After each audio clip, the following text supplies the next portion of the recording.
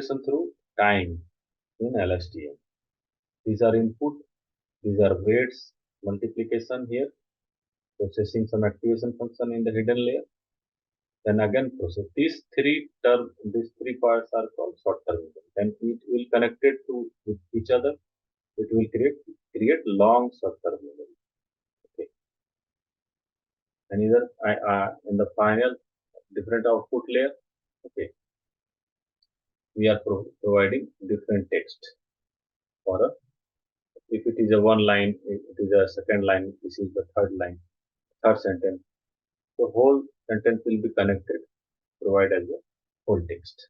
LSTM, back propagation through time. We call it back propagation through time because we are repeating this process at each time. If observed carefully, this is similar to the normal back propagation process. You can use this pictorial representation of LSTM cell. This is previous layer, this is next layer, and this is current layer. These all layer are hidden layer, but a single node, or you can say cell of the hidden layer, three hidden layer, are creating a short terminal,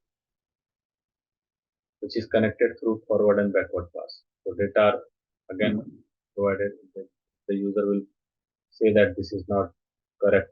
So again, all the data which is provided previously, it will be used reused. Okay. So the LSTM cell backpropagation is different from the RNN because in each time stamp during backpropagation, the values of the input gate, forget gate, and output gate should be updated. Okay. Values means weights will be updated.